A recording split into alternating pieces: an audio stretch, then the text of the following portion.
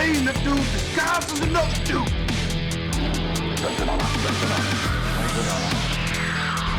Why so serious? I could crush you like a worm. At my signal. Unleash hell. Do or do not. There is no try. Hey, guess what? What's that? It's Friday. It's Friday. It's Friday. We don't have drinks to celebrate Friday. I've got coffee, so I had tea, but I drank it before we set up. Oh, you don't have a beverage? No. We might Setup have to took stop too long recording to today. send you upstairs to get that. Your pipes are gonna get dry. No, it's all right. You're gonna be doing a lot of talking today. You're carrying the show today.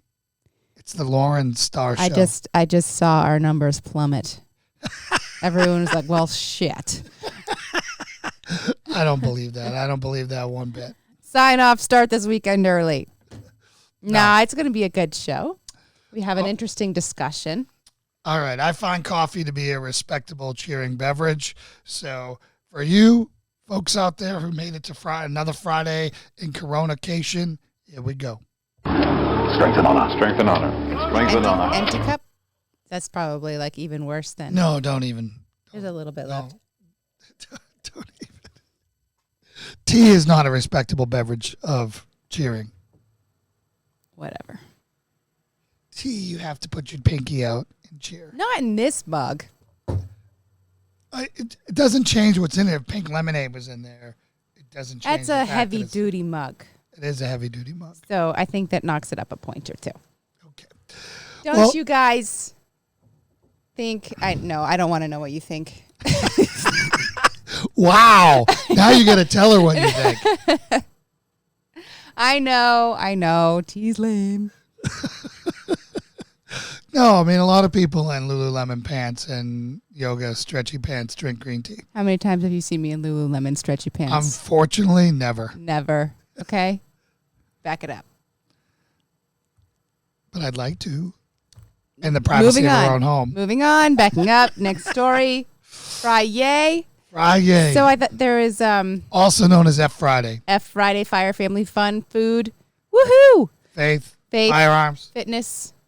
We haven't been doing much of that recently. Oops. Yeah, oops. And effing packing.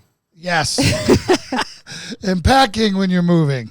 So that's not an F in there except for the effing packing. That's opposite of. Yep. So we had a big, I guess 2 days ago, we had our show was largely around the Fauci new movement debate, kind of the information that's coming out that makes him look suspicious, even if it's not true, and just kind of putting those pieces together for you all to make your own assumptions or opinions about. We talked about that event 201 that happened in October, so right before this all kicked off, and they had this hypothetical tabletop type discussion on a pandemic caused by a bat coronavirus, and we were like, what the heck? And I just wanted to share one comment that our teammate, Josh Garay, who has been involved in the government, has held these. He was part of the Ebola task force. His boss was the one who did that great interview with us, Mark Harvey. And so he's been involved in events like that. And he said, just want to throw it out there that something like that, as intensive of an exercise as that would be for that level, they'd probably been planning that for up to a year.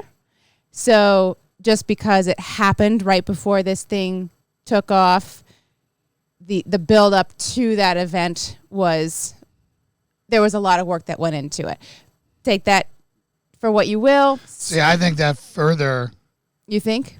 Yeah, because do you think China planned to do this? If you want to go by that, if you want to do that's evil geniuses, that's in that if China was involved in this, or whatever evil genius has been behind this global conspiracy to crash the economy, and remove Trump, would obviously take more than a month to plan. Mm-hmm. Okay, so that's if China was involved. And then this is something that takes decades to plan, or a long time to plan. Right. So I don't think that buys any cover whatsoever. Interesting. Because that's what we're saying there. right? That's the implication, is that they happen to do this 1 month right before. No, you're right. There was a lot of planning to go up, and it still launched 1 month before it happened. So I don't think that buys any cover whatsoever. Okay. So, I mean, I love Josh, and, Josh, has a point, and that's a good point, that it takes a long time to plan those things, which further implicates anything it. As far as implicates it. In my opinion. So it doesn't point to that it couldn't. There is not a connection. Right. It neither proves nor disproves the connection. All right. Valid. All right. Cool. Good deal. All right. So there's a lot of news to cover. The first thing I want to cover is some good news. So normally this would be Lauren Sunshine news. I'm going to jack us up a little bit here. Our sound levels have been all kinds of crazy lately. So I want to show you some good news. And here it is. We've had 1 million people recover from coronavirus. And we know it's way more than this because most people didn't get tested and report it, or asymptomatic, whatever. So the good news is that we've had 1 million people recover. Mm-hmm. All right. The bad news is we're closing in on 250,000 deaths. Mm-hmm. We're past that. Oh, no. 250. Yep. Again, GD. I was looking at 25 being a quarter of 100, not. Okay. Friday fail. Unfortunately, we still have 3,333,193 cases that we know of. Right. Obviously, there's way more than that out there. But some good news on confirmed cases. They're all trending in the right direction now. None of them are trending in the negative direction. We have mild cases at 98% and serious and critical at 2%, which that's come down so far from what it used to be. Yeah. And then closed cases, that's even creeping in the right direction with an 18% mortality rate there from confirmed cases that we've been tested and we know about. Right. Right.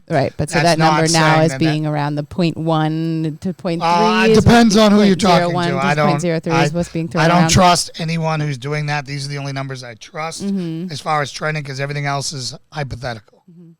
Right. They're all estimates with things going out of the cases that we've tested and of the cases of people who have died and who have recovered. This is trending in the right direction. That's the only thing that you can say there is whether the cases are accurately being counted or not. Mm-hmm. Right. Mm-hmm. So it could be better or it could be slightly worse than this, but I'm not going to extrapolate this down to whatever, 0.05 or 0.5 or whatever they're trying to say it is. Yep. So as of right now today, we've had 116 deaths in the U.S. As you can see, Spain is still, has reported 281. They're further along in their day. Right. Yeah. So if you want to go to new cases right now, Russia is the most reported cases of the day, of them climbing up at 7,933. And of course, we're seeing that Putin is being, for the first time in history, Putin has got some issues over there in Russia right now. Yeah. Yep. Right. It took a pandemic for his people to push back, and it's interesting. I haven't looked so much into, I know that they were mad because he had sent some supplies to us and that got them all riled up. I don't know how he's been handling it internally. Well, he's a dictator. He can do whatever he wants. Else. I mean, he can just send out his death squads and do whatever. He's Putin. So China-esque. Yep. You can see, remember we said, hey, this wasn't going to be a big deal in summer. Well, Brazil is not the coolest place in the world. Right. And they are, their cases are growing. Mexico, Saudi Arabia, Iran, again, I don't think temperature may help, but it's definitely not a kill-all. It doesn't eliminate it. Yeah. Right. So, and then as far as new deaths, Spain so far today is leading the world, and which is surprising. Surprising that these other ones are drifting. Well, up so now. I think partly, as we said, you were like, oh, wow, they only had 116 by deaths 8 p.m. yesterday. tonight, we should have everything reported. It's because we're midday. Right. Yesterday, I believe it was. So some states are talking about opening up some components of the economy and such, New Jersey being one of them. Yet they had their highest single death day yesterday. I think it was several hundred, 400 maybe. And so there's the concerns that you have that highest death toll at the same time as they're talking about opening up some public areas. Well, so if you look at yesterday's number, the U.S. had 22,201 deaths. The UK was second at 674, Brazil at 390, France at 289, Italy at 285. So they're really trending down. So it'd be great to see them, finally come out of this. And then everything else is trending down. So I do believe we're on the downside of this. Yeah. Right. What softening measures are going to do to this? Who knows? Right. But, I just wanted to give the context and the stats around this, that we are moving in the right direction. And I think that's a great thing.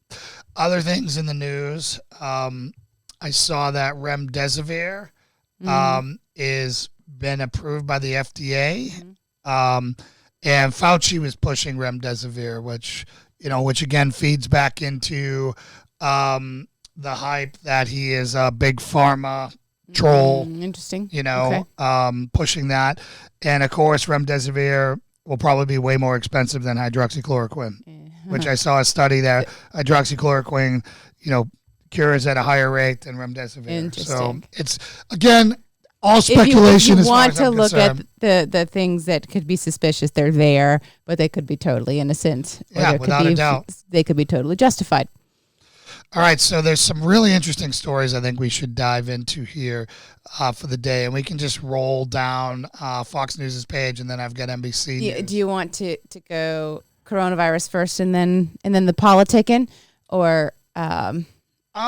I think people are so burnt out on coronavirus. Let's get into the politicking first, and then coronavirus, and then we'll get into some tactical stuff on women's self-defense stuff on the inside, as well as some faith-based stuff. I mean, we didn't do a show yesterday just because we were so overwhelmed with moving, so I just really want to put out a ton of stuff. It's F Friday. It's the catch-all day. Yeah, so let's crush it. So let's just roll straight down the page here. And it's not only being covered on Fox News now, guys.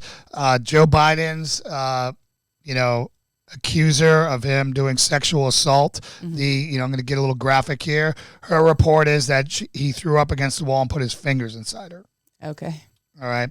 So, that is the thing. There's some inconsistencies in her stories where it was a lighter version, heavier version, whatever. For me on these things, I'm not going to. Here's all I want, right? I don't think we can go back and relitigate cases from decades ago. Sure. But I want them all to be treated the same. Yes. So if you're going to treat Brett Kavanaugh and you're going to make, other politicians bow out and you're going to blow it, and we're going to trust everyone except for the guy. We can never trust men, right? Men, particularly white men, are the most evil thing on the face of the planet, according to one party. Right? They have done nothing good ever. So therefore they are super predators of the world. Not to be trusted. But I want the same stand. I thought that Brett Kavanaugh's standard was ridiculous. Sure. All right. So I'm not saying we got to go to Brett Kavanaugh's level. I'm saying that if she's willing to testify and there's corroborations on this, it has to be heard. And then the public can make their decision. You can't sweep this under the rug because of it's been out there long enough now that the news media tried to bury it. It's a disgrace that CNN, MSNBC, the New York Times, and all ABC, CBS, all didn't want their guy smeared, and finally it took some consistent Hollywood people to weigh in against their own party. And it wasn't Alyssa Milano, who has been the, Me Too champion. She, she's totally... she's backpedaling right now. Right, she's totally backpedaling because she looks like a hypocrite because it didn't go away. But there have been other stars, and I'm sorry, Rose McGowan. Maybe, yeah. Rose Isn't McGowan. that sad? It takes Hollywood saying... Yeah, it's ridiculous. Yeah. But Rose McGowan, who's been a huge on this, is like totally... came out and good for her. She's consistent. I can understand you and I can relate to you if you're consistent in your beliefs. But when it doesn't apply to your party, articulate at least a change in opinion. Right. And and I just find it disgusting that they're trying to do this right now. and that other people are not holding convictions. And Nancy Pelosi, of course, the creature out there, total political animal, has endorsed Biden. Hillary, who of course is all for the Me Too movement unless it's her husband committing the rape or the sexual assault or Joe Biden doing it because it's going to hurt Donald Trump. Mm-hmm. Right? So again, I don't think we should be, totally going back in history and relitigating things from decades ago. But if the standard is we're going to hear the accuser, we're going to do this, it's got to be brought to light, then it should be that way for everyone, as it is the case I have right here. not educated myself deeply on her claims and on the history of claims. Sure. So have there been any other attempts by her since this happened in 93, I'm seeing here, to bring this to light, to try to get attention on it, or to try to have claims? So here is the big difference between Blasey Ford's, uncorroborated ever until Trump. Mm-hmm. There is corroboration of her story, of her reporting this all the way back to the year it happened. So, but since then, did it just go away? Since then, she had not named people. She had left it. She had mentioned powerful, whatever, so she's brought it up a reference.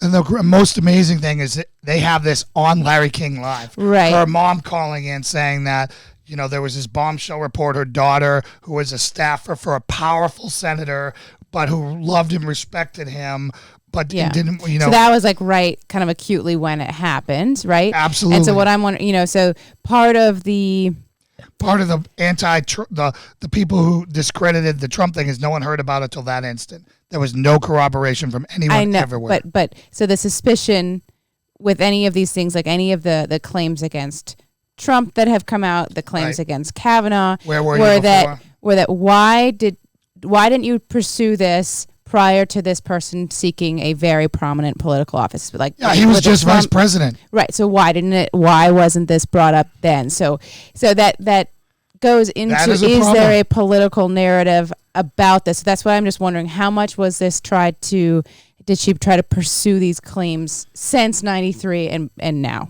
I don't know the answer to that, and I agree it looks political, and I agree that you're doing this right now in the last year of an election, meaning the elections in November, and you're dropping this in January or whenever she dropped it, to try to tank his campaign. Because that was used. I think that looks terrible, and that is a strike in her thing. But the Me Too movement, which has destroyed many of people's lives, really, if that's what we're going to do, then that's what we need to do for Democrats as well as Republicans. Sure. And if you want to do a reset, we can do a reset and bring back, due process, and people are innocent before they're guilty. Well, and all those things. Sure. I'm all for it. Mm-hmm. But if you're going to put Donald Trump to the ringer and you're going to put Kavanaugh to the ringer and you're going to do all this stuff, you better hold your own party the same standard, or else you're going to just discredit everything you believe. Mm-hmm. You look like a hypocrite. You look like two set of rules. Mm-hmm. And I think that the American public will tune you out indefinitely if you don't do the same thing here. I agree. So the real victims will come forward, and it'll look terrible. Mm-hmm. Yeah, we'll have to see. I'm glad that it's gaining momentum, that people are going to look into it. It's going to be interesting to see kind of what comes out of it. I know that he's denying it. I'm not surprised there. What's a disgrace is that he hasn't even spoken about it until I think yesterday. I think he's just surfacing. Yesterday. I think he's realized that he can't stay quiet about it. So they tried to bury it. He dumped a whole bunch of paperwork into his home state of Delaware's, college, where they were good. They have gigabytes and gigabytes of data and 1,800 boxes. Mm-hmm. And so they're finding evidence now that his team has been digging into that stuff since January. Okay. Trying to, theoretically possibly purge that stuff. And now people are trying to get access to it, and they're not releasing it. I saw that he gave permission for them to open up some stuff, but not, I think, this Delaware. Of course not. You can look at everything but this folder, which has exactly what you need. Yeah. So we'll see. But yeah, I mean, I agree that for it to be such a similar situation as the Brett Kavanaugh circumstance, but with the addition that there was some discussion or some kind of evidence that goes along with it from the actual event or the right after with that phone call, we should handle them similarly, or at least look into it. But yeah, I mean, I think that a lot of people thought that the Me Too movement has been excessively used, kind of blown out of proportion in how it's used, and that you're right that the accused doesn't get their day to try to defend themselves, which is not right at all. So, I mean, Biden should get that ability in the same way that Kavanaugh has been given that ability. So. And, I mean, it has to be handled timely. It can't be swept under the rug. It can't be, hey, Hillary Clinton buried 33,000 emails, but we're not going to push it, because it's an election year, and then we're going to do it, and then we're not going to do it, and, Comey's incompetence. Yeah, but I think they rely on, a lot of the housewives, as far as, their voter base. And so there's going to be a lot of women, especially if it's not pursued, and if there's the appearance of them sweeping it under the rug, there's going to be a lot of women who won't like that. And so I think that they have to address, they're in this kind of very delicate balance on how do we appease all of the women voters that we're trying to get, but without damaging our candidate, so it's, it'll be interesting to see how they play it, but hopefully justice one way or the other will come out on this, either for Biden or for her. Yeah. We'll see. Next topic I want to jump into was the Flynn case saga continues, and disgraced FBI. Yeah. There is one organization in this world I do not trust at all. It is now the FBI. They're such a political mess. They need to clean house. No one's been held accountable. And until there is a mass... Sorry, I just had to swallow a sneeze.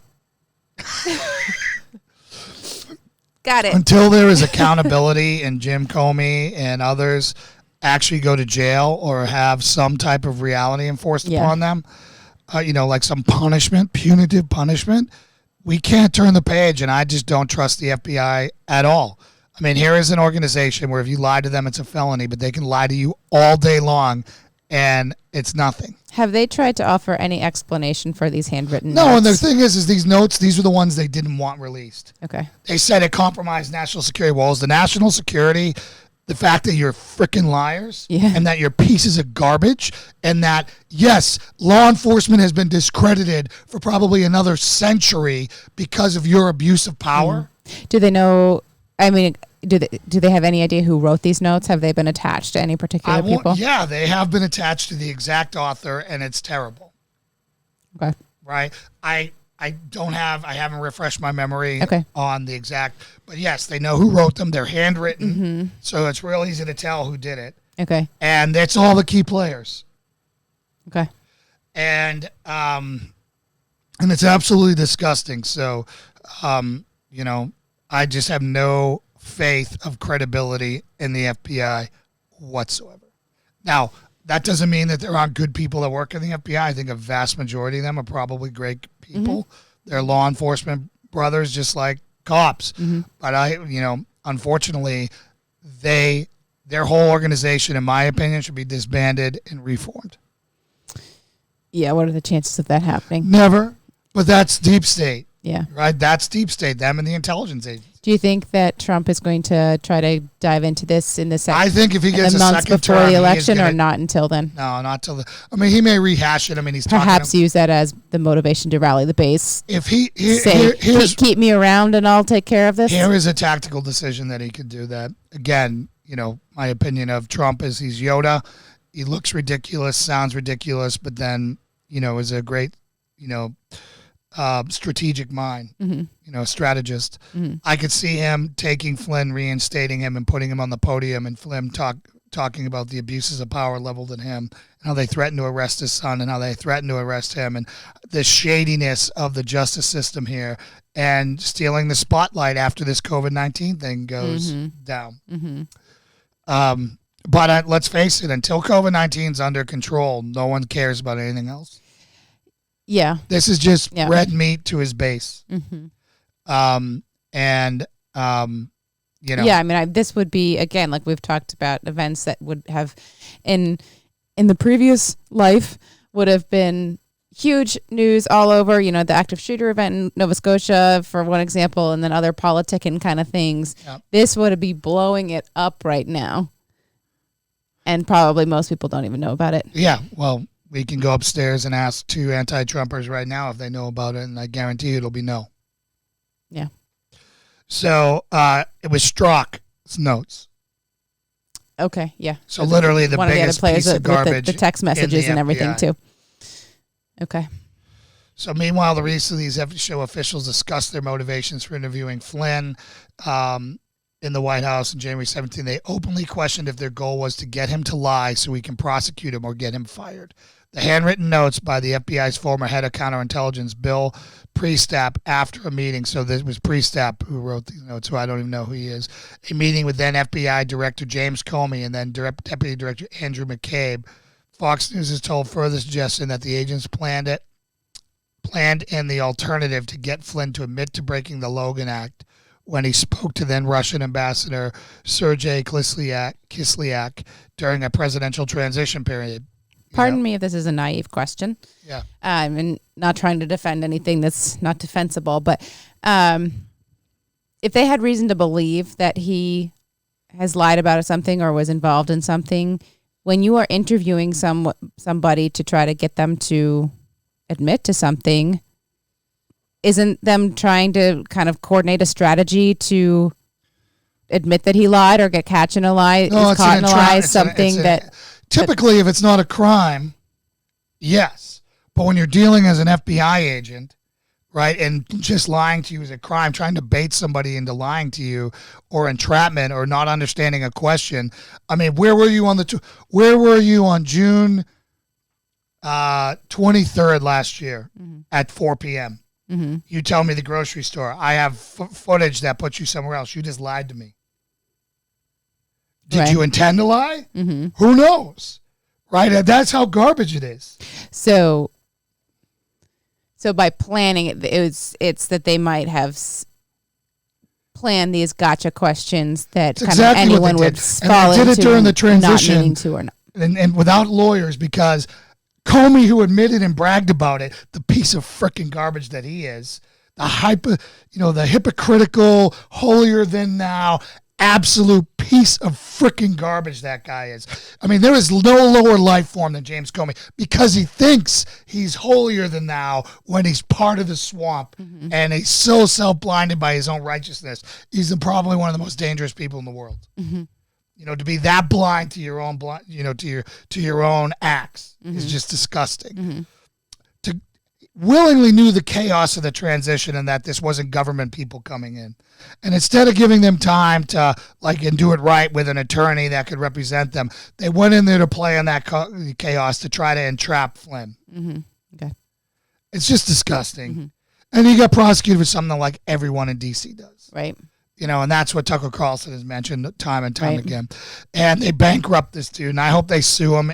I hope they get every penny out of James Comey, and that he's a penniless felon for the rest of his life. I hope he goes to a max security prison, and they treat him right, because he destroyed the FBI, the most powerful organization that we need to be above board. We need them to be the shining light in the dark, and he has ripped their soul out, and now no one can ever trust them again until I don't know when. Yeah, I think it's going to take some very kind of public actions. Like we would have to see what they do within that organization. It's not just trust us, we'll fix it. There is no trust. You've burned trust. Yeah. Trust has to be re-earned. There has to be admit to fault and accountability. They have not done the accountability portion of it. Right. And is it because they have dirt on every senator and they have dirt on everyone, and Comey knows everyone's where every dead hooker is, in a closet, or everything shady? Maybe that's why he's untouchable. right? And that sucks. Yep. Because I'd rather have the whole system and everyone be exposed and let him go. I don't care if you're on my team or not. Yeah. Well, good riddance to all of them. Yeah. Exactly. And it's just disgusting. And I hope if Trump wins in a second term that he makes that a major priority to reform all that. Where are his powers in doing that? He can order Barr and the Attorney General to investigate them, which they are. Right. There is an investigation. There is a Dermont. Is it Dermont? Senator Dermont, who's doing the investigation. If I butcher the names, I apologize, but they are investigating them all now under conspiracy. And I saw reports that they flipped one of the main people in the investigation now, and that they're going for general conspiracy to defraud the government. Does the president can they just order people to look into it, or does the president have the direct ability in that office to disband the FBI, and can he make the calls on that, or that has to be done by other parties? I do not know. Okay. I do not know the answer to that. If anybody else does, I'd love to hear about it. But it would be a hellstorm because of the political environment. Sure. Anyways, it would be a right huge now. mess. I mean, the fact that he's not being investigated anymore, if there was a time to do it, now's the time. But I would like to see I'm sure a after cleaning this of the whole house. coronavirus, he's going to be investigated for something. Yeah. It's inevitable. Right. So, but the main thing I think is if you're going to do something, do it now while the whole world's watching. I mean, that's what the other side's doing. Right. The other side, Virginia signing laws that are unconstitutional and doing things while people are distracted. While they're distracted, they can't protest. So now, if Trump wants to pardon, all the people he wants to pardon, go for it. Although now, thanks to Michigan and other places, people have been inspired to protest. So I'm sure they wouldn't stop. Well, it's just it's so scaled down compared to the Second Amendment rally in Virginia. Right. Right. You're going to get some people who go in there and some people willing to protest, but not many. Yeah. Not as many anyways. So I found this whole thing to be pretty disgusting. And again, what do we find when they say, hey, you can't open that? It'll be harmful to national security. Every time we open that, that's when we get the texts. Of course. That's where all the dirt is. Sure. And none of it, they should be tried for treason and for perjury. The people who say you can't open that for this reason when it turns out there's no reason there. And that it was just their embarrassment. They were trying to cover it up. Yeah. Anyways, that's not, the average citizen will go to jail for all that, but not them. They're the deep state. Yeah. So some other good news. Let's get into this, the open for business. Yeah. So, Maine. So my family's in Maine. We're moving to Maine. The governor just extended their shelter order, I think through the end of May. So, I believe it was originally going to be lifting shortly, but they have been receiving, I think, a fair amount of pressure to open up, that kind of fuzzy line of what's essential, what's not essential that we've talked about. Yeah. And they decided that churches were not essential. But hair salons have been now given permission How is a hair salon to open up. Essential? I think, people's bodies and, we talked about the dog grooming yesterday. And so that's just the personal version of that, got to have the haircut and whatever. But so, my mom was all excited because I might have to give my mom a haircut, which holy smokes. She did mine. Great. Yours will come out better than. Well, you cut your own hair. Yeah. Anyways, say prayers for her and for me if we do that. I pray for no injuries. No injuries.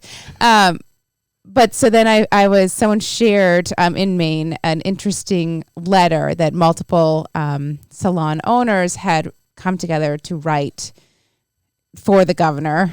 I guess probably just more for the public to see about their thoughts on it. And what's interesting is you'd think that business owners would be so excited to be lumped into something that now has the blessing to reopen. But they were articulating that they felt that for salons to be included in this was premature, that there was these kind of a list of what they have to do to remain sanitary, can't be for, done. and How they were many like, times- it's impossible with everything that we touch and kind of how our equipment interacts with the client and then the back-to-back clients. They're like, if client one comes in the morning for their haircut and they are a carrier or they're asymptomatic positive, our lack of ability to totally sanitize between subsequent clients, that it's inevitable that our combs or things that they use will then interact in a way that has the potential for transmission based on how the government has said this virus How many transmits. times have you got the person that's cutting your hair? Do you smell their breath? If you smell I their mean, breath, you're right you're up in their inhaling their business, even if you're wearing the mask. But they're just like, even they're like their combs. So just they were saying by the definition of how the government is saying that this virus can be transmitted, that those very methods would then make how they cut people's hair susceptible to that transmission. So they're like, it's not responsible for us to open. But now they're in a position that even if a salon owner doesn't want to open, they're not going to be receiving the pressure from the public because they have permission to be open. So now their clients are going to be wanting to come in versus knowing that they can't. So it's just they're kind of feeling caught in a little bit of an awkward It's just place. freaking ridiculous. It's hair. It's going to grow. It'll continue to grow. And when this is all done, get a haircut with longer hair. Try a longer hairstyle. Yeah. Whatever. It's not life and death. It's not doing And anything. for most people who are at home, doesn't matter. If you're Right. going into work, if you have your Zoom call, figure it out. But yeah, I mean, it was interesting. I think that some governors, not I wonder a lot of what if a they've male done governor on would have cared deciding. about hair salons as much as a female governor. Oh, I've seen some comments out there about how a lot of our people in public right now are looking very well groomed, Yeah, I've seen that as well. male and female, and it's like, Well, of I course, bet their wife we is all cutting know. their hair. I mean, look at Cuomo. Chris Yeah. Cuomo.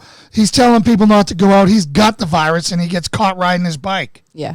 So And then some dude confronts him, and he like roid rages on him. yeah, so we'll see. But I think it highlighted Obama this playing golf. delicate balance of reopening and what is essential versus non-essential. And as we open up, the potential risk that's been there this entire time is not just going to go away. Right. And so how do we navigate that? How do business owners, especially those who interact with the public, navigate that, making personal decisions to stay closed even if they're allowed to stay open? They talked about, that they'd be eligible to continue filing for unemployment if they choose not to open right at the same time as they've now been told that they can open. So it's just so many layers of complication in this. It's not just as simple as saying, okay, we're opening back up.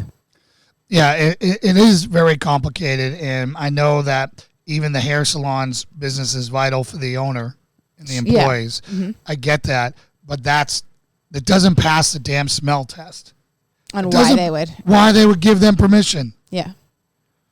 Like, there's so many other things that need to be open to keep us functioning as a society and that improve people's life. Your hair length is not freaking one of them. Yeah. Superficial things. That's first world problems, isn't it? Yeah. Why don't we get hospitals opened up and like fixing broken legs and, and breast cancer and all those other things before we worry about the damn hair salons? Yeah. So anyway, so the American states that are opening, we've got Alabama, we got Texas, we got Pennsylvania, Iowa, Idaho, Illinois, Indiana, Ohio, North Dakota, Arizona. Those are the places that are opening up. So good news, they are opening up in various stages along the way. And I think it's time for us to do that pretty much everywhere. Mm-hmm. A controlled rollout of what makes sense by what is happening on the ground. Mm-hmm. Right? And then you monitor it heavily and you see what happens. Yeah. Right? So I know has the administration put out recently any of their guidelines or recommendations for this? How involved are they in the plans for opening back up? They've given a step-by-step process that we have to do to open up in phases. Mm-hmm. And certain states have met those in their opening. Okay. I think Trump is following his policy, which I'm glad because he almost reversed it, where he was going to force people to open, and I don't agree with that. If you didn't force them to close, don't force them to open. Yeah, he backed off that he's the ultimate authority. So this is just proof that NBC, which is one of the most tainted news divisions out there, is actually carrying the Biden story now. So, and then, of course, there's a big headline. While Trump minimizes death toll, government orders 100,000 new body bags. Well, guess what? We probably used a lot, being that we lost 64,000 people or whatever we've had now. And if he didn't order them, guess what? There are no body bags. Trump was ill prepared. He didn't order body bags. Trump allowed bodies to rot on the streets. I'm sure Trump literally was like, you know what? We need to order body bags. He doesn't even know about body bags. He doesn't care about body bags. It's like ridiculous that they tie him to body bags. Well, okay, so let's look at PPE. If he right now was like ordering millions of PPE, they just to restock what they've used. It's it'd be not like him. It's other people doing the right thing. Yeah. Just ridiculous, man. So anyways, so now you can also see this story here. Target, Walmart workers, and others plan sick out protest over coronavirus safety. So I have gone on record to say I think that anybody who's forced to work during these times without PPE should be getting hazard duty pay, and their pay if should they're go in a up. job that would not have knowingly required this Correct. kind of service before. Right. So if you did not take a risky job by its nature, right? So you're not law enforcement, you're not a paramedic, you're not a nurse or a doctor. Those all come with it with risk baked in to their profession. If you're a cashier at Walmart, you should be getting paid more right now. Yeah. I do not think a sick out is the way to do this. I do not think denying consumers who are already strapped from this, and we talked about this with Whole Foods, this is the worst thing that you could possibly imagine to do right now, is hurt the consumer more when we're all hurting, right? Use social media campaigns, go to Hollywood, go to whoever your champions are, go on news, get out there. There are mediums for this. This is the laziest way to do it. Yeah. It's not it's impacting the wrong people. It's impacting the wrong people, and it's going to turn the public against you. Yes. And if you want to burn goodwill, start blocking traffic in rush hour like, some groups did. How many people hated them because of that, who might have even been sympathetic to their cause? Sure. Yeah. This is the same thing, except now you're denying my ability to get food for my kid. Yeah. Or medicine or whatever. It's foolhardy. It really is foolhardy. Go back. There's some other stories I wanted to get to. This is Natural Selection 101. This here is not the first time I've seen this, where these social media personalities pose in these stupid, risky places on cliffs, buildings, whatever, and then they trip and fall and die to their death. Yes, just to get a selfie. So this was in Turkey, and she probably was a really nice girl. I'm sad she's dead. Use this as an example. Your stupid freaking Instagram photo isn't worth your life. Yeah. Yep, so she was celebrating the end of lockdown and went on a hike, went over the security rail, and then fell off the cliff. Yep. So just stupidity, priorities Tragic. being all as tragedy. We're sorry. Our heart prayers go out to her family.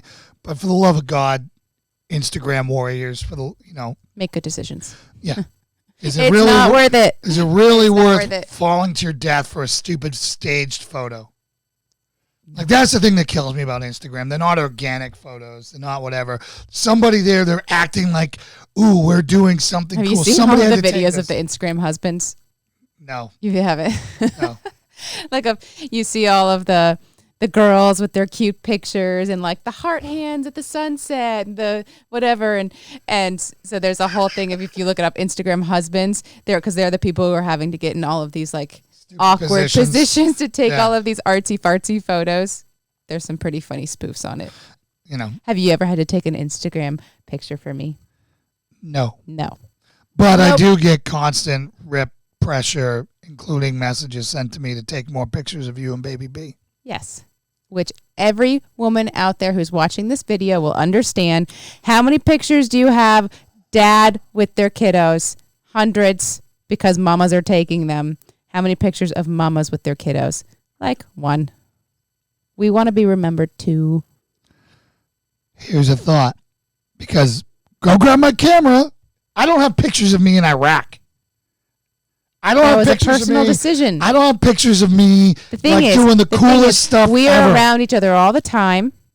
I know you say no, but we are. And you have your phone in your hand all the time. I am down here in the studio and you're you're upstairs. We are around each other all the time. Lies. Not lies. Lies. We're in the same vicinity. We can't even pack together. That's you Or are move together. trying to change the conversation, and I'm on to you, and that's baloney. And all the mamas out here, please chime in because you totally know what I'm talking about. It's a thing. We want to have some photos too. Just say, hey, I'm going to play with Baby B over here. Take a picture. I'll take the staged Instagram photo for you. I don't want so. Oh, it's got to be an organic spot. I'd rather the posed one because I don't then it's want limited. the- Now because then it's- I got to like sit there constantly on alert waiting for a moment to happen. It's like, oh, that's really cute. They're like cuddling on the couch. Let me take a picture. I noticed you with Baby B when she's like, nah,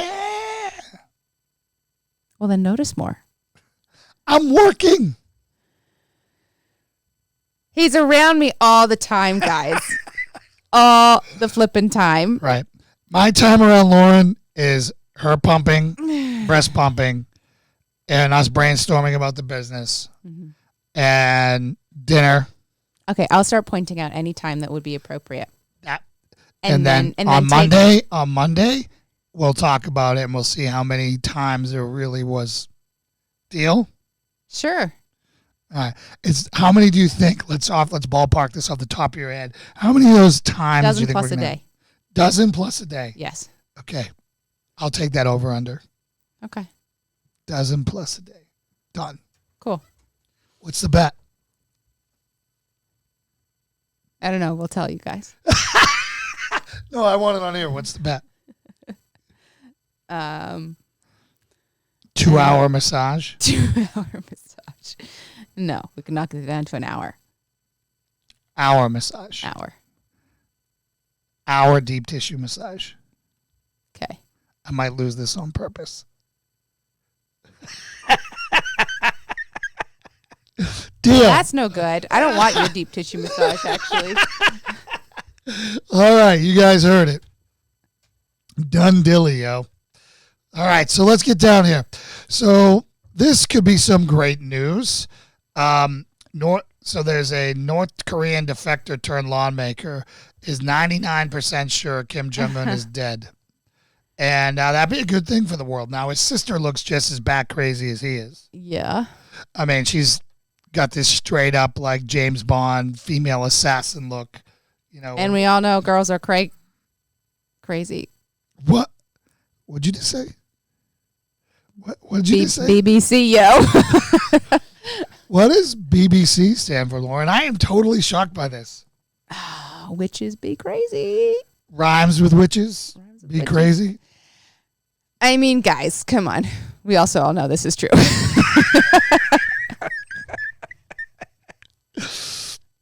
If I said that, I'd be the most sexist creature on the planet. But, you know, I find that interesting that you said that. Sure. I think most There of may us be ladies some would truth admit in it what you're too. saying. Oh, man.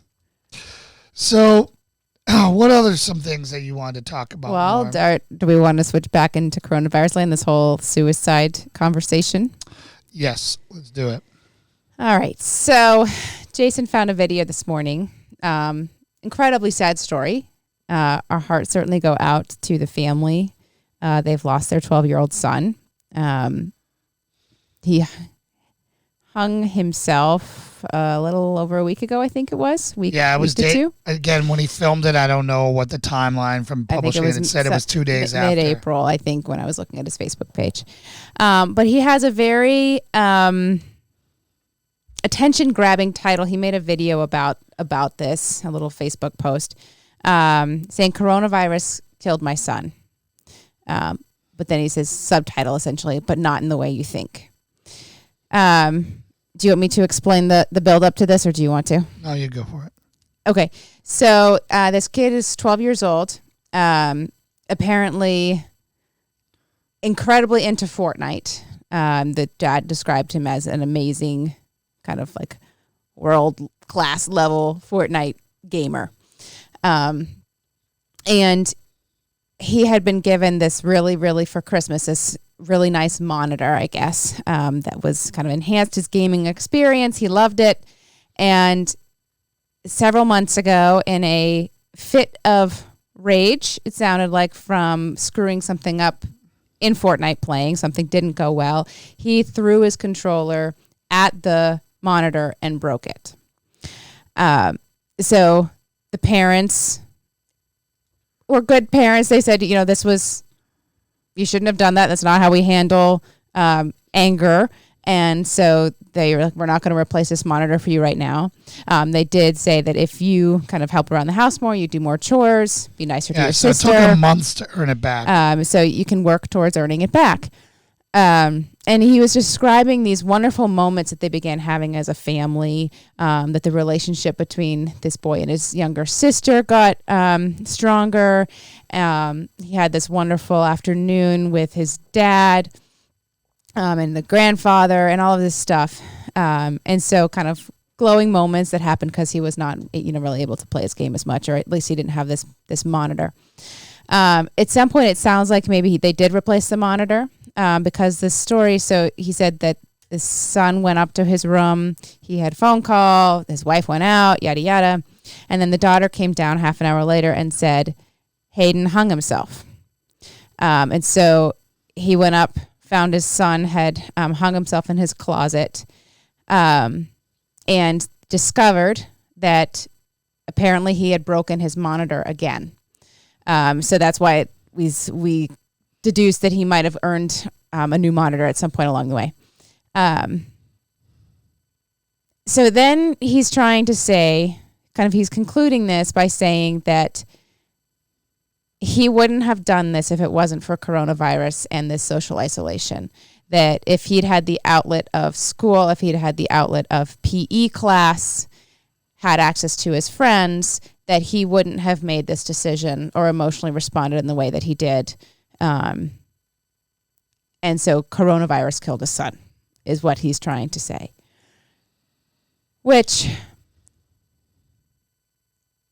if you want to jump in on your opinion, I mean, there's a whole conversation. Obviously, people saying suicides are going to go up from coronavirus has been a big talking point, and mental health concerns has been a big talking point. So I think that there is some validity in saying that people are going to be struggling and that suicides as a result will go up. But there's also, because of this connection to Fortnite, and that there's a history of suicides with Fortnite itself, connecting in this particular circumstance that he would or wouldn't have done this because of the coronavirus lockdown, it seems to be a bit of a stretch. Yeah, I agree. So first, let me say, I hope God blesses their family and eases their suffering with this. And I understand the need to want to do something positive with this loss. And I salute him for trying to do something positive. Mm-hmm. Now, this page does not go over what the video goes over. Yeah. Right? I also the video, you see it right there in the title of it, COVID-19 killed my son. Right. But what is said in that video is not what it says that this page is for. Mm-hmm. But in the video, this dad's a West Pointer. I thank him for his service, which means he was an officer. 2, his daughter was a superhero that day and did a lot of great things. So kudos to her. Kudos to him for preparing her. Mm-hmm. And then, again, I can't imagine making a video like this 2 days after my son died. So I'm going to give him the benefit of the doubt that in maybe a week or so, he might feel a little bit better and make some corrections, I hope. What I found troubling was the total lack of accountability of himself. Mm-hmm. So he immediately turned it into a political thing and blamed politicians for lockdown for killing his son. Mm-hmm. No, that's not what killed your son. Your son killed your son because of an addiction to video games. Mm-hmm. That is what happened here. And everything else might have contributed to some, making it worse or better. But his addiction to a video game that you allowed him to play as a 12-year-old. All right, now I'm a gamer, guys. I love video gaming. I've kind of given it up because I don't have time for it because I'm not a just play a little guy kind of guy. So I got to do cold turkey and not do it at all because it's something I really enjoy to do. I've been a defender of the video game industry, but this is a case where I'm going to contradict myself on this, and I want to explain why. If I'm going to do video gaming with my son or with my kid, I'm not going to do it with a game like Fortnite. It's not that I think that first-person shooters are terrible and blah, blah, blah, blah, which that is a shooter game. It's an extremely competitive game, and there's a lot of people out there who make, not a lot, there's a minute few who make an awful lot of money being an internet athlete in this game, playing in leagues and running YouTube channels or Twitch accounts and all that stuff, and they make a living at it. All right. And, I think this is where people like Gary Vee have really, every kid in this world thinks they're going to be a YouTube star. And, that is not the reality of it. Right. And playing video games, some of them, all video games do teach some skills. Rapid problem solving, some hand-eye coordination, fine motor skills with controllers and all that stuff, as well as recognizing patterns. And there is tangible benefits to it.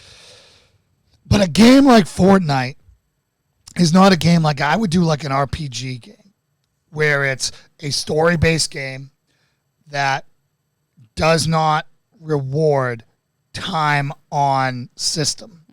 So games like Fortnite, the more you play, the better you're going to get, and then you're also subject to the internet and all the people in there. Whereas a RPG, particularly one that is not an online, an MMO, multimedia media online, or whatever the heck it stands for, like World of Warcraft, you are subject to all the predators online, all the trolls. You've got everything on Twitter is in that game. So all that mean stuff, all the taunting, everything else that you would get there, right? So you basically throw your kid into the world of esports, which is what he was saying. And he purposely goes out of his way to not criticize the video game industry in his video, which I think is a mistake. His mistake as a father was allowing this kid to go off into this esport world. And it's not like a football game or a football team or a soccer team or a basketball team or a hockey team. There is no mentor in that game to teach those kids, this is how you're a good sport.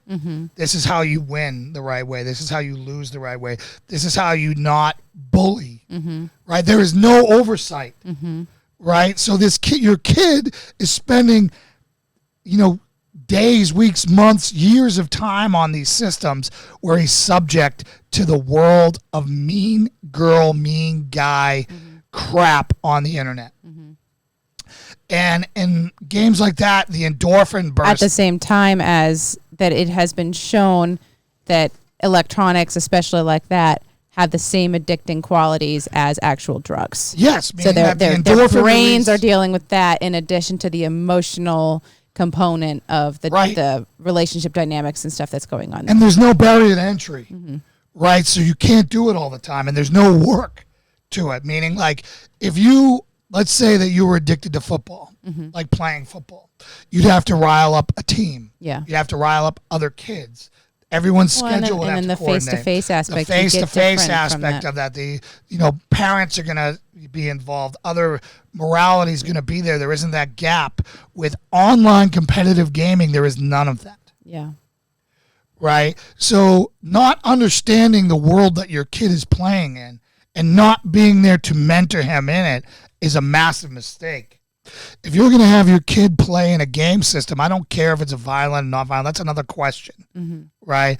I'm just saying you need to be in there to teach the life lessons that need to be done on how to lose with grace, how to win with compassion. Yeah. And so in this case with this kid, so his birthday was in like 3 days before.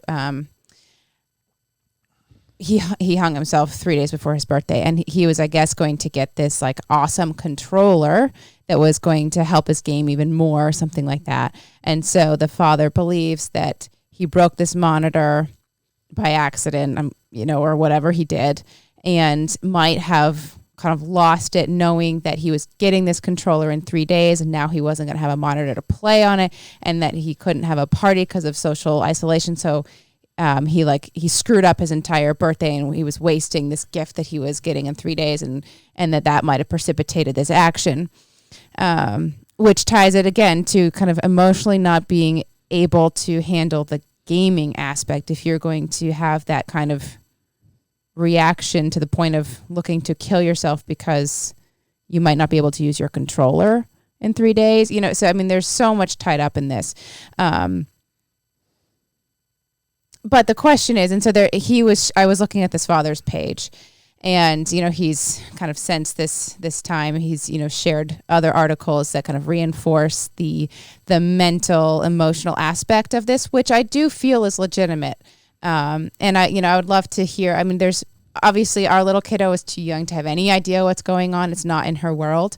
But so for those of you who have kids on the slightly older through teenage, this is impacting them all in different ways. Like you were saying, kids in high school who've missed like their senior year activities, stuff that's tied to sports that might have impacted their futures if they were, looking to get into college or professional sports, that each one is experiencing this, and we can't discount even the younger kids, the middle school age, the elementary school, who have not as much mental, emotional capacity or ability to process this, but they're still experiencing a massive life change.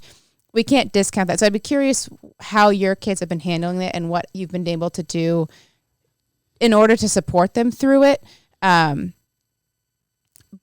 what is it legitimate to say because of that, if they're experiencing this emotional kind of instability because of this, tying if they do make the terrible choice to kill themselves, can you go back and blame coronavirus? Like he shared the story about this teenage girl who was looking to get into college level sports. She hung herself in California a little bit ago, I think this last month. The mom believes because of the stress of the coronavirus. We're trying to say, in when people have been talking about whether a death is because of coronavirus or not. And, you brought up the baby who died because the pregnant mother had gotten sick. And you said, would that baby have died if not for coronavirus? And we said, no. Or would these people with health conditions have died if not for coronavirus, even though they had a health condition that may in the future have killed themselves? Can we look at this in the same way and say, would this person have killed themselves if not because of the coronavirus? Is that a fair way to look at it, or do you feel like that's just an entirely different situation? I feel like it's an entirely different situation. One's voluntary, one's involuntary. So that baby didn't have a chance, didn't make a choice. The mom got sick and the baby died because it was forced to be delivered too early. People don't just kill themselves without warning ever, without not being in a dark place. Like they don't have one bad day and never had it happen before and do that. I don't believe that happens. I believe that there are warning signs, just like active shooters and just like everything else. I feel like you'd have a lot of people, maybe they just missed it, that it would say that they've had a loved one or someone that they felt they were close to that killed themselves, and it caught them very off guard. I'm sure, but I think if they look back, they're going to see the signs, right? Most people have thought about killing themselves at some point, whether a depression, they never act on it, right? So I think what happens is there's a lot in what you just covered, and it's going to take us a bit to really get into that. So, the emotion, when you are younger, or the younger you are, the longer things seem to last, right? Because you have no perspective.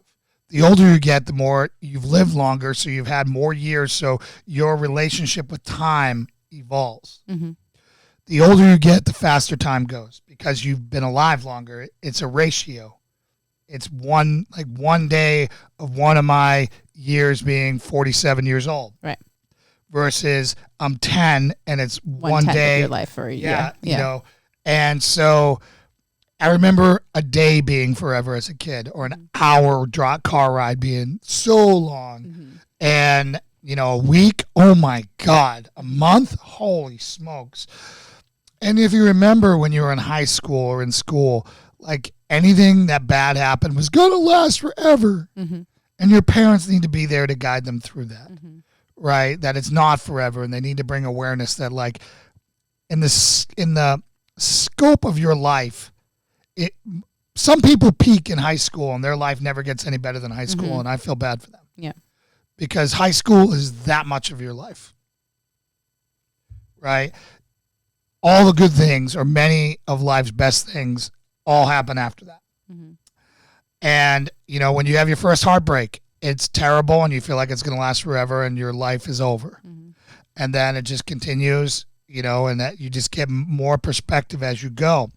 And that is why when you're playing esports, why it gets so dangerous for a 12-year-old to lose his ranking and have all this work to get up there and then lose back-to-back matches or whatever. And now he was ranked whatever, and maybe he had visions of his YouTube channel and his life is over. Yeah. But you're totally clueless because you let him go down this dark cesspool without going with him. Mm-hmm. So you can talk to him. Like, turning on, like a parent coming in and just turning off a video game, you see these kids melt down because they have no idea the amount of work that it took to get them there. Yeah, we've had a conversation about that. That is a problem. That is a level of disrespect. Mm-hmm. So you don't let your kids play those games. Yeah, I didn't understand. I mean, you saw like it was Jimmy Kimmel challenge or something like film turning off your kids playing Fortnite and film their reaction. And people thought it was hilarious that these kids, I was horrified. I mean, you see behavior that like how I was viewing it was, oh my God, these kids are like yelling F you to their parents and throwing stuff. And why are they letting their kid act like that? You explained to me just the concept of the game and how much work had gone into where they were and that unplugging and kind of ending the game abruptly in that way, like lost everything that they were doing. And so I didn't know that piece. Well, so that's an uneducated asshole approach for parents to do that. Right. So it's the equivalent. Let me put it in an equivalent. It's the equivalent, depending on where they are in their league or whatever, of going to them in their high school championship game on Turkey Day, and they're running to score a touchdown, and you tackle them and pull them from the game. Mm-hmm. Like what? How would any parent think that is reasonable? Yeah, it's the same damn thing. Yeah, and I think you're uneducated. You said uneducated. I think probably there's a lot of parents who aren't familiar with gaming, and their kids just said, "Can I play Fortnite?" And you said, "Okay," because you think it's just another video game. Who have no idea. I would have had no idea. So I think we had that conversation and say, "Okay, if this is what it means for someone to play this game, then I think we said we would agree that they don't start. If once you start playing, that's kind of the inevitable snowball of it, then that game is not eligible. Pick something that you can say, okay, you can only play it an hour.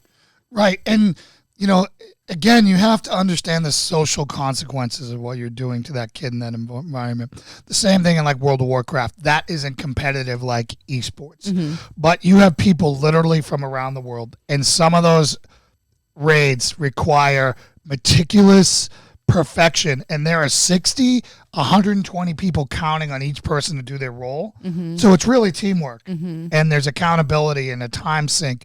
So you might be affecting 120 people around the world, and you just come off and throw the switch, and now that person's never going to be socially allowed back into that group. Right.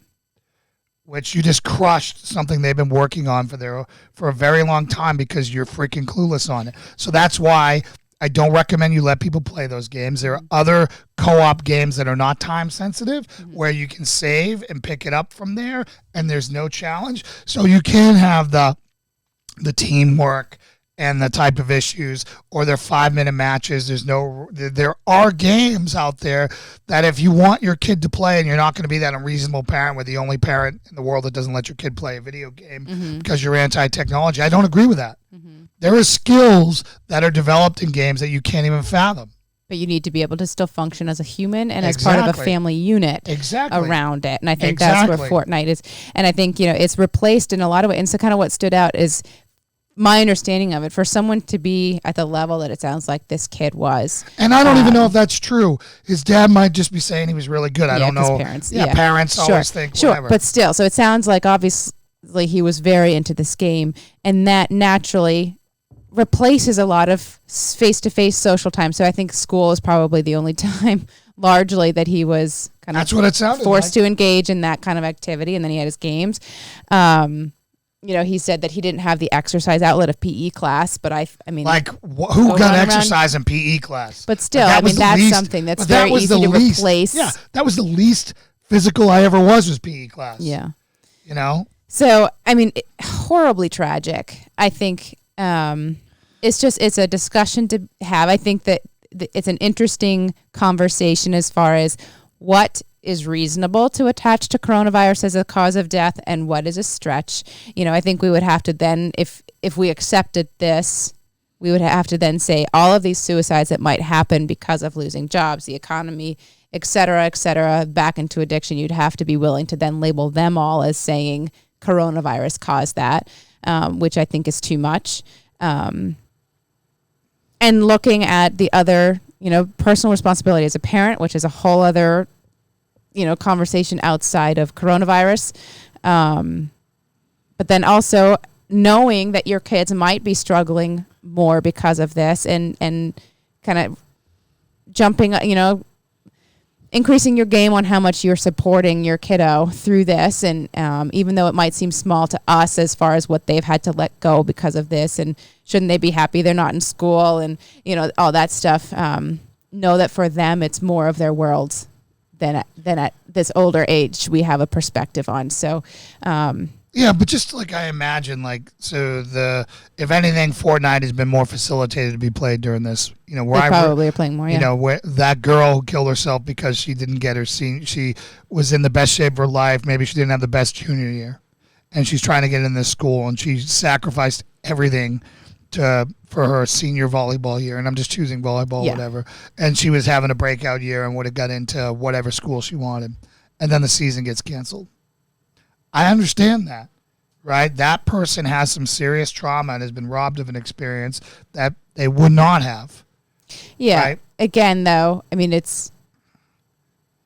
you can step back from anything, especially as an adult that's past high school, and say, her life would go on. She would have figured out something. I mean, she probably could have jumped back into sports, or she would have figured out a new passion, or, we can have that perspective and just don't assume that your kid is okay right now. That's the key. And kind of know how they've managed things emotionally in the past. I think they would have known clearly from what happened a few months ago with this kid's monitor that he was emotionally unstable on being able to handle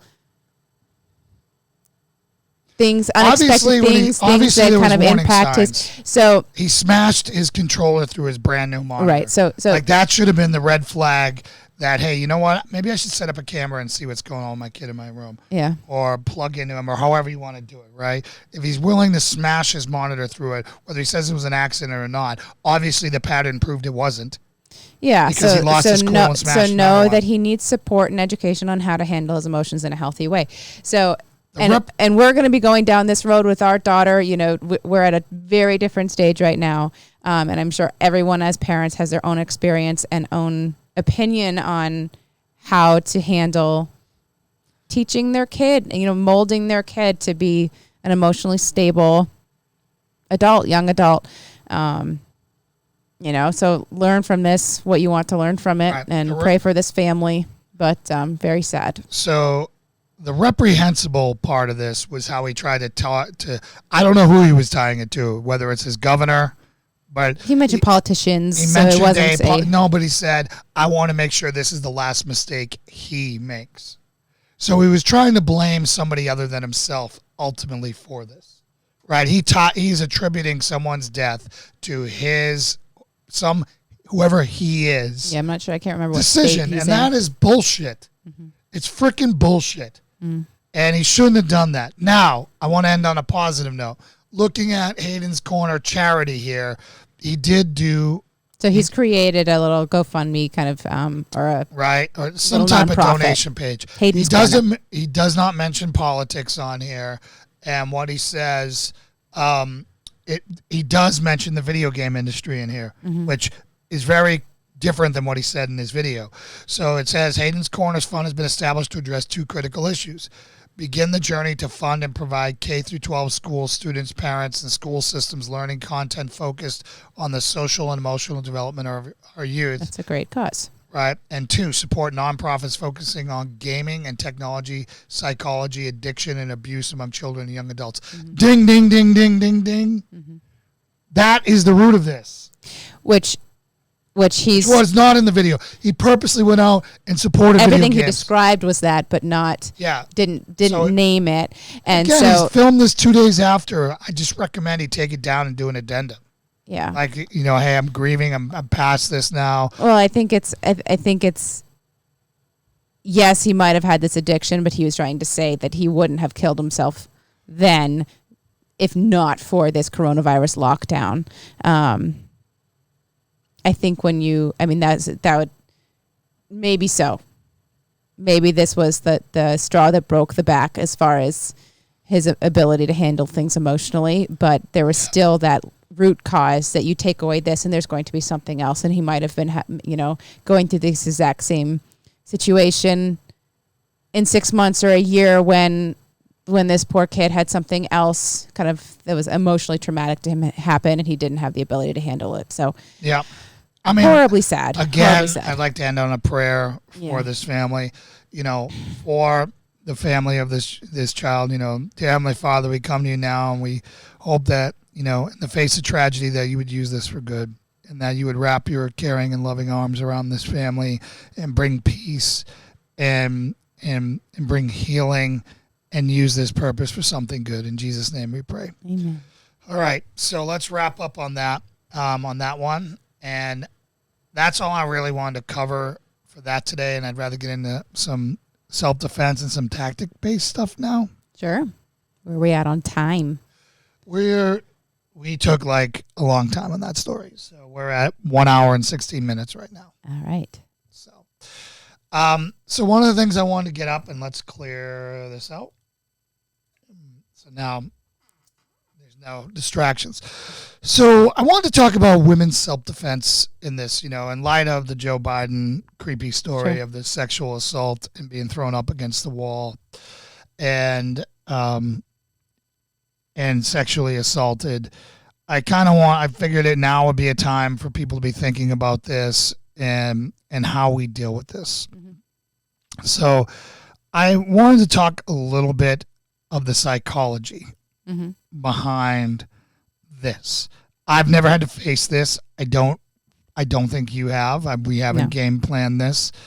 But for me, I can't fathom some strange girl throwing up against the wall and doing something to me. I don't think that happens very often. I'm not saying it never does, but you're saying that the roles are not often reversed. Not often. In which the ratio is probably and that the female is the assaulter. So, if somebody you love and respected, there had to be normalcy bias going off the chart. Sure. In that she knew him well, trusted him, liked him, idolized him, whatever. And then to have that person, and again, throwing up against the wall, there's multiple versions of that, right? Was it this violent up against the wall or was it guiding to the wall? I don't know, right? Only the people were in there. But if, prior to me, I can only imagine the disbelief of what would go on. Be like, what, did I do something? Did I set this in motion? How much self-doubt must go into that, which shouldn't be there, right? No one has the right to put you against that. But I think that's often the case for the victim, and often the female victim is, and in a lot of ways, kind of how society reacts to when someone publicly states or brings a case against an accuser is that what did you do to deserve that, or kind of what led up to this that enabled the situation to happen. Right. And, and again, I can't even imagine, this person being a powerful person, like a well-respected senator. Yeah. And you're like an aide, right? Yeah, and you're just starting your career in whatever field you're volunteering. So It's the I same thing understand why, previously, particularly when we go back in time with different standards in society, that why somebody wouldn't report something because of, one was powerful, one was powerless. When I look at Kavanaugh, they were both kids. Yeah. I don't see the power vacuum. Well, and that's like the Harvey Weinstein stuff. You're like, Yeah. That's in, I think that's probably in every industry you can find that where there's powerful, like the CEO boss level, and then, the intern or the secretary or the where there is that discrepancy in roles. So what I would love to be able to do is, I think, and we haven't done this, we typically do the stranger attack How do when you we are handle it doing, when it's someone you know? yeah. And I think that, we've been negligent in taking people through that scenario over and over and over to be able to speed up the time for them to process and get rid of that normalcy bias. Sure. I think that's very valid. And I also think because we teach, we say if you are being attacked, you fight for your life, and that might include gravely harming, fatally harming the person attacking you. If this and is I someone think you love, that's easier. It's not easy by any stretch, but you can picture doing that if you have to a faceless person that you don't know. But now if you have a face and a history with that person, I think making the decision, okay, I'm still okay to put my thumb through your eye. Right. So that becomes you hesitate more for sure. For example, if I got to close it to make it happen. So, for example, if a boss threw up a secretary against the wall and jammed fingers inside of her like Joe Biden is supposed to have done here, she would be justified to pull this out and jam it into his eye, thereby killing a state senator. Right? Doing that to a stranger who, in a hoodie in a dark alley, no one would think twice about. Or a lot of people would not think twice about that. Doing this to your uncle, your teacher, your pastor, or your priest, whatever. Yeah. Totally different, man. Yeah, and like how many societal norms have to crash down around that in your brain of respect and relationship, this and that. So I can really see and I understand and I empathize with a victim who's in that imbalance. And just, in that moment too, when you're facing the immediate trauma and horror of whatever version the act is, but to also know that your brain is probably going, or in the immediate aftermath of how do you handle it, that you're having to process all of the societal pressures of what would happen if you did. Like, is anyone going to believe me? I'm sure. There's people who've said, I didn't come out with my story because I knew that I was going to get harassed or threats for it. People wouldn't believe me because this person's more respected. I didn't want to ruin their career. They've worked so hard to get where they, and you start trying to almost justify for that person and the act. Yeah, and then you apply so many alibis. Maybe I did this and that. But, I really feel like as a training society, particularly in self-defense industry, we really need to focus on, most people know their victim, know their rapist. Right. It is the larger percentage of attacks for sure. And I feel like, maybe that's where a lot of the less than lethal options would be something that I think we need to start considering. Because we go, like my motto is, I can't turn you into a ninja online, this and that, but I can teach you how to use improvised weapons and to mortally or seriously injure someone so you can get out of there. Right? Whereas any of the less than lethal options tend to require skill, more practice, and I find that most people won't adhere to the standards to be able to be effective in those. So, again, I think, if I looked at myself in the mirror, I'd say we have not done enough of that. I agree. It's definitely a conversation to have. It's more than conversation. It's definitely an entire section of training to develop and to spend more time on. For those people who don't know your friend's story, that's, this could be somebody who you loved and may still love, but just don't want to be with. Mm-hmm.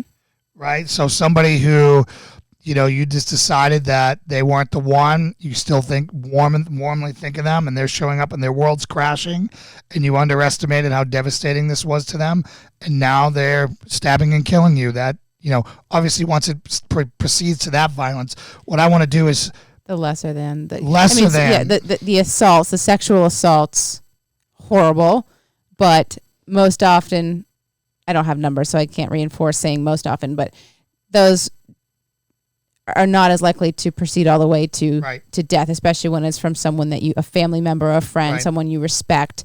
It's going to be some version of the sexual assault that you then go on your way, and they might threaten you to never tell anyone, or they know that you won't, just based on that relationship dynamic. But yeah, so what are the less than killing that attacker options? Or taking an eye, or, and I really think that, we really need to incorporate that, particularly in our platform of role play scenarios, because the more you've done it in a role play scenario, you might recognize that happening, and it'll spur that training, because there always is normalcy bias unless you're walking into what you already know is an incident. Mm-hmm. Right? You're always going to disbelieve what you're seeing because it hasn't happened to you before with this person or whatever. And then all of a sudden it's there. And I think the sooner we can snap them onto that, the better. I think also, helping, especially your daughters, know how to advocate for themselves from a younger age. I see a lot of conversations, dialogues, kind of in mom groups and articles I read, asking for advice or offering advice on how to navigate like the family holiday parties, and you have your creepy uncle and people who force their children to hug and kiss relatives when they are clearly uncomfortable about it. And you say, go give them a hug, or you get kind of embarrassed if your kid doesn't want to offer a hug. And teaching them at the young age their body is their body. No one else is entitled to touch it, family member or not, if they're not comfortable about that. And as a parent, supporting your child in that feeling, teaching them how to verbalize it in a way that they'll be able to articulate and stand up for themselves. So I think that's where it needs to start, but also so that they can recognize, because if they're forced into situations or kind of encouraged, even if they're uncomfortable, to hug that creepy uncle when they're younger, they might then be less prepared to recognize when they're a teenager now or whatever, and that creepy uncle escalates that hug.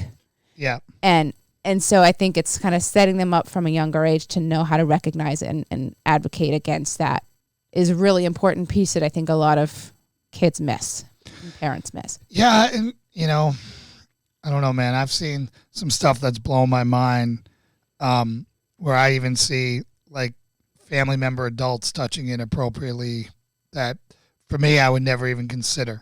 Mm. And, it's I don't know, it's such a, I totally agree with you. I support you 1,000% on what you're saying. Mm-hmm. And maybe that's where the fine line is, if the person who's receiving the touching doesn't take it the way that it is. But I don't think a grown man of any age should be stroking on another adult female's leg ever. Mm-hmm. Just, to me, it's just not something that intimate partners don't do. Yeah. I mean, I think, like, you see, like, there's a variation in boundaries, I think, for every dynamic. I would say that there's kind of a hard stop at some point. But every family and relationship is going to have a little bit of a different on what they're comfortable with. And I think we've talked before, teaching young kids the words for body parts, not the PPs and the joking names. A lot of adults get uncomfortable saying those words, but we need to teach our kids that what the body part names are, and private versus, private body parts versus body parts that are okay to be touched or okay to expose, or, and so that's all an education piece, I think, that's wrapped up around this. Yeah. Yeah. I just was, again, every time one of these things happen, I sit there and I try to think, how can I coach somebody through that situation? Mm-hmm. Right. And that's a really tough one to overcome depending on the violence of it. You know, if it was violent, I think it's almost easier. Yes. You can recognize what it is. When it's subtle, that's when it's insidious and when you doubt yourself. Yeah, like the groping, did that hand go up a little too high? By accident. You know, yeah. That's the No. kind of thing that at the Christmas party, you know, with creepy uncle or whatever, it's like, Right. it made me a little uncomfortable, but if I tried to explain it, someone else might dismiss it kind of Right. thing. That's where people start waffling or Right. they don't want to speak up. I think the main thing is trust your gut, Mm-hmm. you know, and, you know, don't be afraid to define relationships. Mm-hmm. Be like, listen, Uncle Bob, I love you. You know, this, I don't want to be touched there. Mm-hmm. I know you probably didn't mean anything by it. Just no big deal. Don't do it again. Yeah. I mean, maybe what I just said was wrong. I'd love to hear from you guys, but I think doing that again, or I think again, clearly defined roles and confronting it when it happens in the most clear manner. Yeah, and I think that's, you know, family's one dynamic, work employer is another one, and I think a lot of times these girls in the Hollywood, so kind of entertainment industry, or any job where they've worked hard to get where they are, and they see their whole career coming crashing down if they speak up about it. But you have to weigh that. You have to say, if I speak out and I know that I'm potentially going to lose my job or I might be blackballed in the industry, do I want to accept that? And you'd hope that people will stand up for their personal well-being. Well, forcing yourself on someone, I think, is obviously awful and terrible. And I think, you know what Harvey Weinstein did was, you know, terrible. But I find that still different than, hey, I got my choice of 10 female artists to put in here. Well, I'm speaking on the from the victim side of things. I know. So I can imagine him saying this. I've got you. I've got actress A, B, C, D, D, whatever. You're all great. You're all whatever. Whoever sleeps with me is going to get this part. Mm-hmm. Is he forcing himself on her, or is she making that decision? In that particular thing, she's making a decision, right or wrong. But she's making a decision. But there's right. So it's like, what is that? Is that consent between two adults? You know what I'm saying? Mm-hmm. It doesn't feel right. No. You know what I'm saying? But he's basically saying you're all. I mean, and he could be lying. Maybe he slept with all of them, right? And he's going to choose whatever. But I imagine that's how it probably goes. This could make. I think there's some. You're of that. about to be in there's- Titanic or whatever. This movie with Leonardo DiCaprio. I can pick whatever. You're a nobody right now. If you know, I'm sure there's that, but I also believe that is that rape?